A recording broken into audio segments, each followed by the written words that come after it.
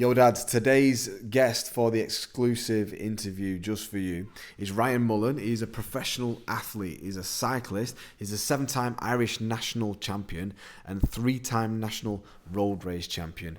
And he's dropped some really, really good insights in what it's like to be a dad who has a purpose as a professional athlete, but also spends a lot of time away and how he balances that with having a family at home. This is an incredibly valuable conversation and a lot of takeaways for men who feel like they work a lot, who feel like sometimes they might be a little bit of a stranger in their home, and tips that Ryan's going to give us for what to do when we get back. Enjoy.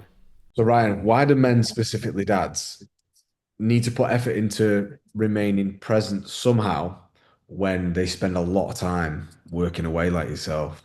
I just think as a kid, you just need like that strong male role model in your life. Every little boy had a superhero, or like, Spider-Man, Batman, Superman, all this kind of thing. And they look up to like, I just feel like maybe it's old-fashioned way of thinking, but just like, just that strong personality in the house to like, you know, bring you up in the world and teach you what's good and what's bad.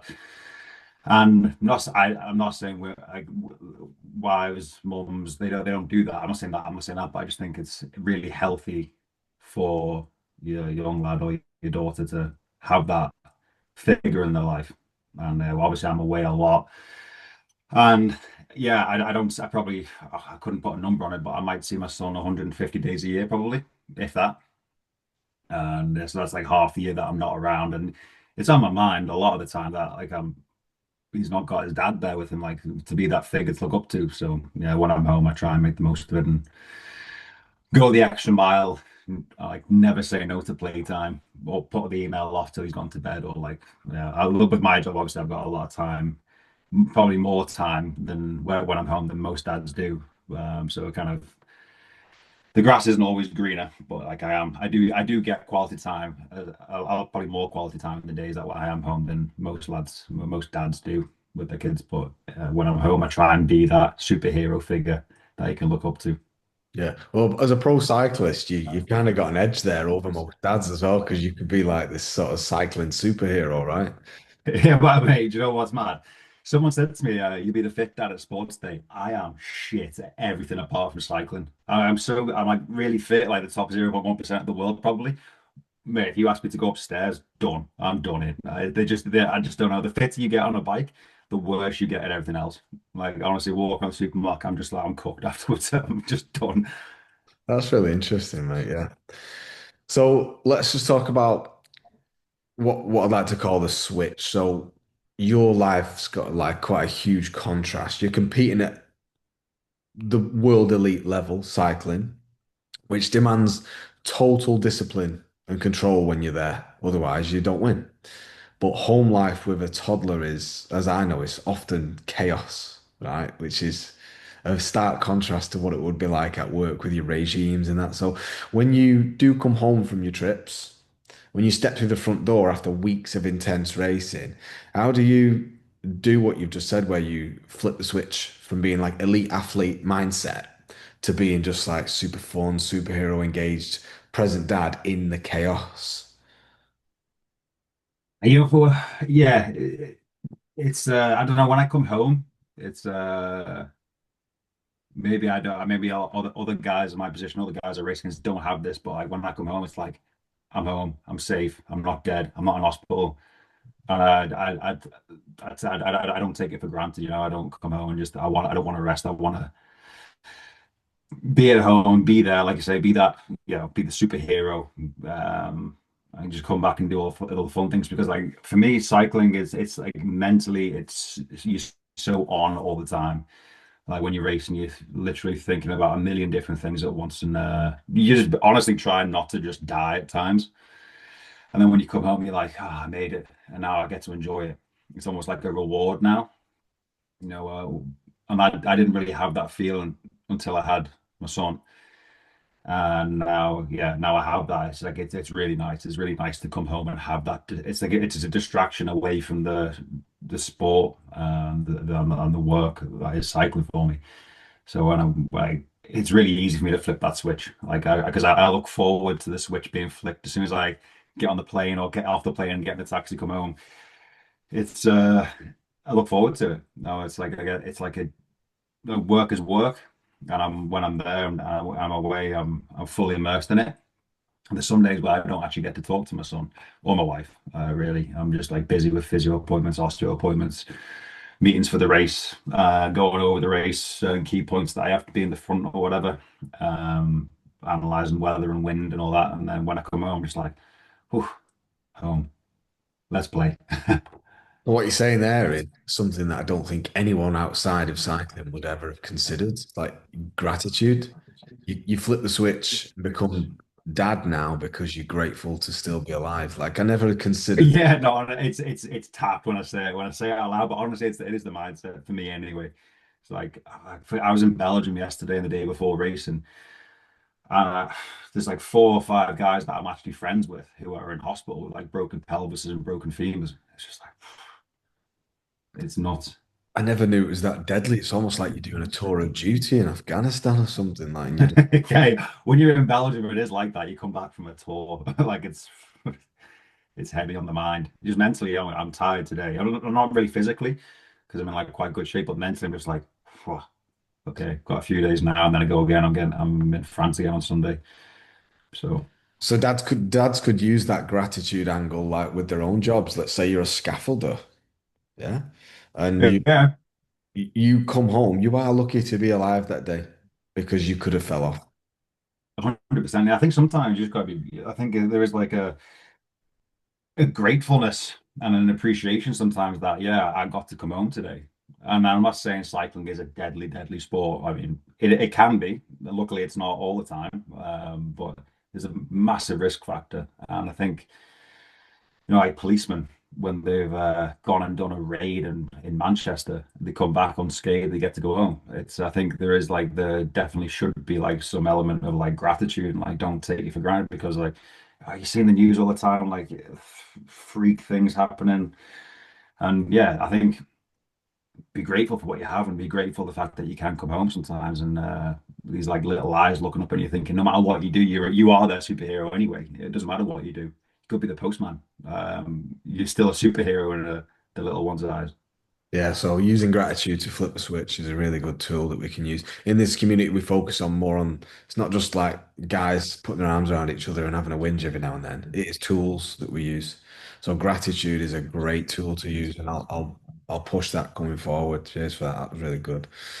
So let's speak about when you are away, the connection with your family, missus and child when you are away. So for many dads in the community who work a lot, the biggest fear for them is sort of becoming a stranger, just being out all the time. Like you said, you don't spend that many times with your kids. So while you're out competing or at a training camp even, what do you do to stay a present figure in your lad's daily life when you are, potentially thousands of miles away for a long time? FaceTime, mate, that's about it. A couple of times a day when I can. And yeah, there's times I'm in Australia or I'm in, I think, what, 2 weeks ago I was in the UAE. Luckily, I'm back now because now their airports are closed. But I was there, I think I flew back from Dubai like 9 days ago. And there was like, rumors of these like airport closures. So I'm glad I swerved that. But no, it was all FaceTime.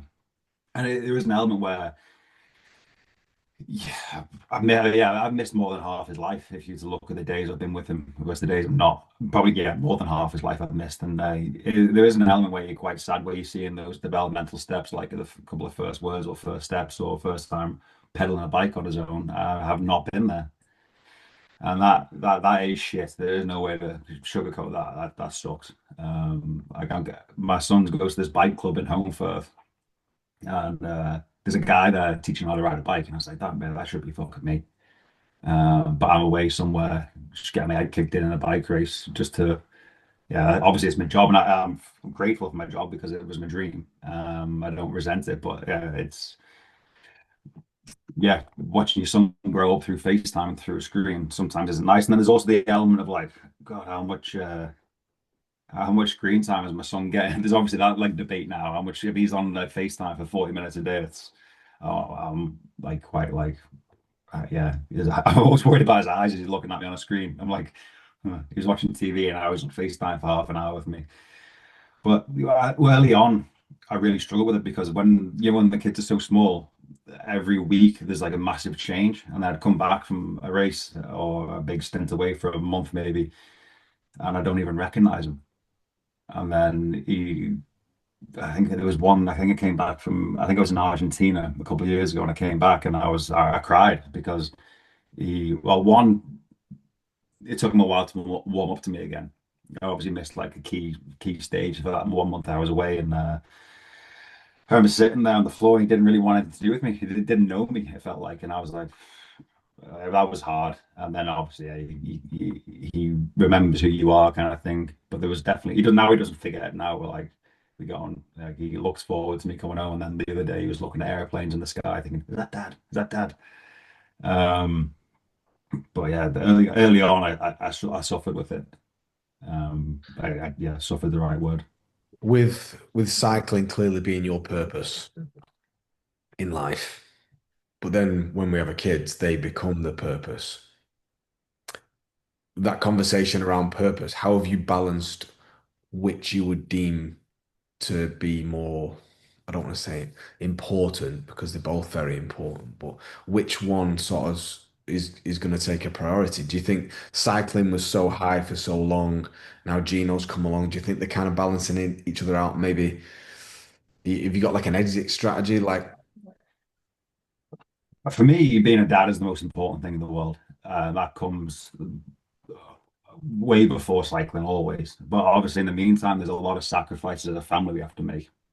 yeah, Um, and I think, yeah, that just goes with any like any athlete will say the same. I think, and I think they need their head looking at it if they say that my job comes first before my family.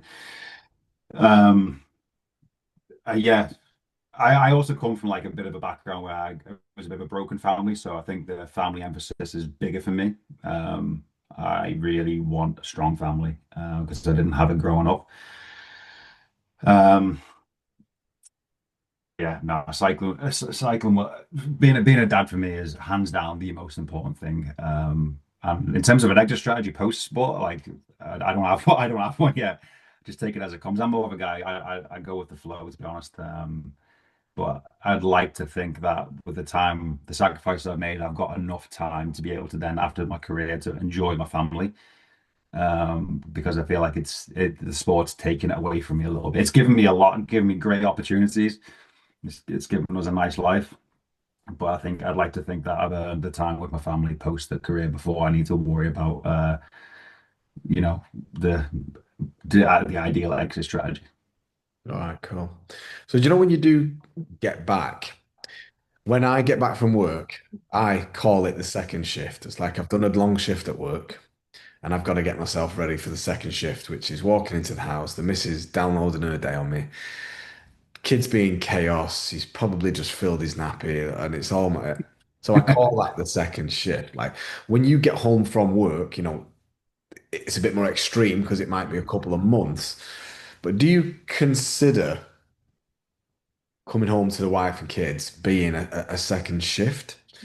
Or do you see it more as like a full sort of do you see it as being work or do you see it as just being like this I need to intentionally make this just pure fun? Nah, I mean, again, it comes down to the gratitude a bit again for me. Like, I'm glad to come home a lot of the time, unscathed, not on a cast, with all my bones intact. And I also know, like, when I'm on my own with my son, where I cherish it when I have it, but then I'm like, oh, that was pretty fucking hard, actually. Yeah, but I mean, I'm always the one leaving. I'm always the one kind of wrapped in my own little pro cycling, pro sport bubble. I need to recover. I don't do this or whatever. There's always a bit of element of that at home.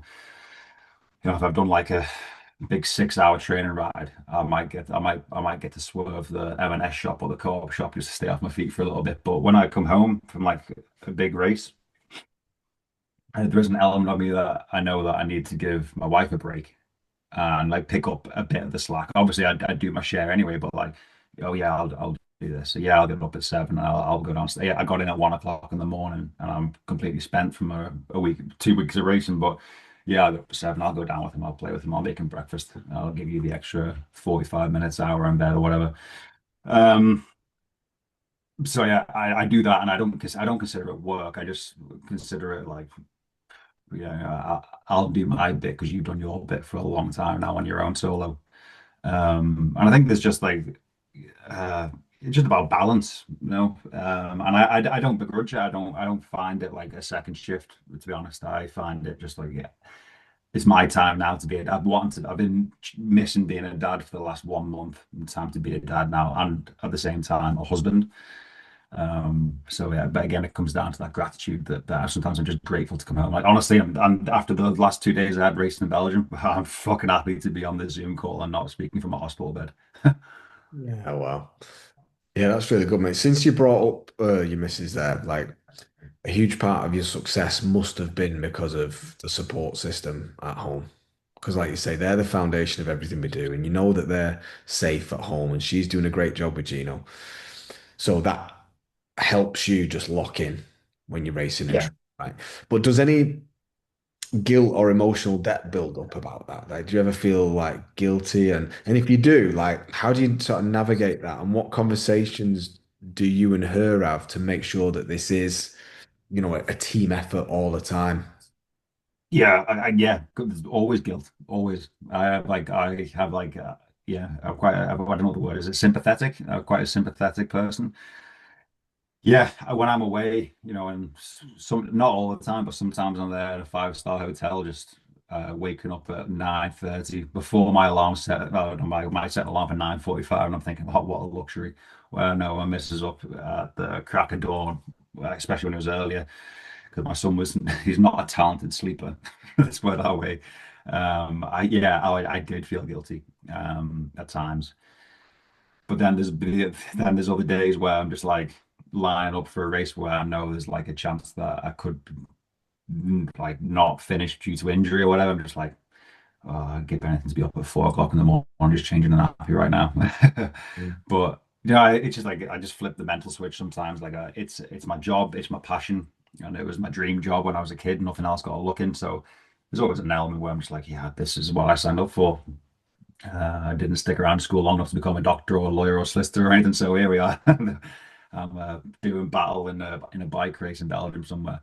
But yeah, I did have guilt, and I have had conversations with my wife, and she said like, no, look at it. You give us a nice life. So like cycling's it's not football or Formula One or anything like that, but it gives us a nice life while I'm doing it. So there's sacrifice on both sides, to be honest. But sometimes, yeah, especially in the early days, there was a tremendous amount of dad guilt, and also like the guilt that I wasn't there. I wasn't there helping raise my son. I was like, and then you start thinking, how many more years is it sustainable before? But now we've found a routine, and yeah, yeah, I think my son quite enjoys watching a bit of racing here and there now. So Well, if it helps, mate, I believe dad guilt is reserved only for good dads. yeah, no, it's true. Yeah, if you're not guilty or whatever, you're not thinking about how home life's going while you're not there, then you're not doing a great job, to be fair. Yeah, so it's an indication that you are doing a good job, mate. So your job is really difficult. Yeah. Deadly even, as you've said, which I didn't really realize. But if Gino was to come to you in like 15 years and say, look, Dad, I wanna do that, would you want that for him? Honestly, mate, I don't know. I will never. I wasn't pushed into the sport. I took my own path. I genuinely loved the sport and I wanted to do it. You see, I grew up watching the TV, sorry, the Tour de France on TV with my dad. And I remember vividly thinking, this is going to be my job. And I was like 11, 12, and I got obsessed with the sport. So nothing else got a look in, and I didn't like. I remember being in like business studies in school, in sixth form, and everyone was doing their uni accommodation applications. And I got into uni, supposed to go and do business studies in UCLan, if wherever that was. I don't even know what that is in the UK, but yeah, I just remember thinking, why am I wasting my fucking time here? I'm not gonna go to uni. I'm gonna become a pro cyclist. And I was just sat there, I just stopped, and then so no one could have swayed my opinion when I was younger, but I will not. I'll if he wants to take it up, of course I'll help him. But there will always be like this tremendous fear that he's going to get injured. Like, yeah, it's I'm a very protective dad. Like when he's doing something, I literally analyze, do a risk analysis of every little thing he's doing so he doesn't hurt himself. And then obviously with cycling, you're not in control. If some guy slaps off in front of you 45, 50 mile an hour, you're coming down too, and you can't do anything about it. And that's the part of the sport that's, if I imagine him doing it, I'd be sick with worry.